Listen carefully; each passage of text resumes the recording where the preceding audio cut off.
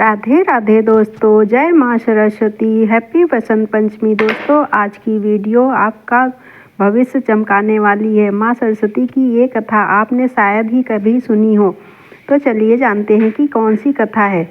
बसंत पंचमी के पावन अवसर पर माँ सरस्वती की विशेष पूजा का विधान है। मान्यता है कि आज के दिन यह कथा सुनने से विद्या, बुद्धि, वाणी में विशेष प्रकार की कृपा मिलती है माँ सरस्वती की। चलिए जानते हैं कथा के बारे में। आज यानी 23 जनवरी 2026 शुक्रवार को बसंत पंचमी का पर्व है। इस दिन पूरी श्रद्धा और भक्ति के साथ माता सरस्वती की पूजा हमें करनी चाहिए। मान्यता है कि इसी दिन माँ सरस्वती का जन्म हुआ था। वे वाणी, ज्ञान, बुद्धि, संगीत की देवी हैं और उन्होंने ही इस सृष्टि को विद्या और कला से समृद्ध किया।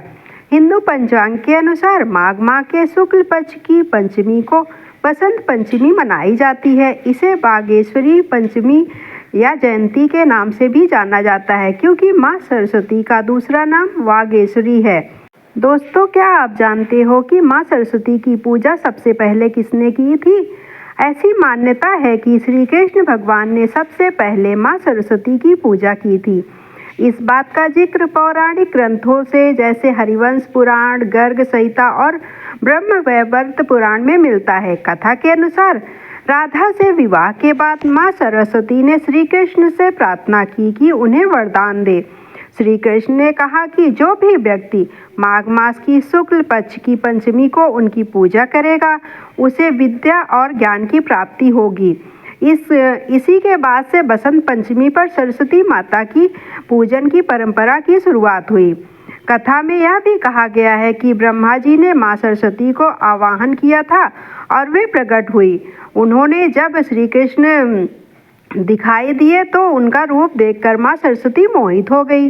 उनके मन में भगवान श्री कृष्ण को पति के रूप में पाने की इच्छा जागृत हो गई।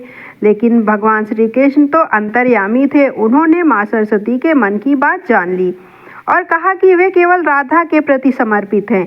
राधा माता लक्ष्मी का अवतार मानी जाती हैं और जैसे माता लक्ष्मी और भगवान विष्णु एक दूसरे के पूरक हैं, उसी तरह राधा और श्री कृष्ण का भी रिश्ता अद्वितीय है।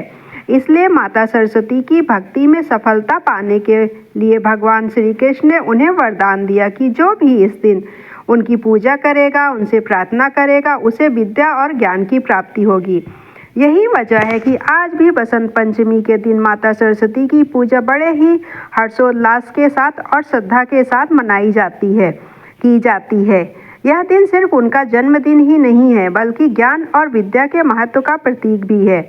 जय माँ सरस्वती। दोस्तों, आप लोगों को ये कथा कहानी कैसी लगी, कमेंट करके ज़रूर बताइएगा। अगर अच्छी लगी हो तो हमारे चैनल को सब्सक्राइब करिएगा, वीडियो को लाइक और शेयर भी करिएगा।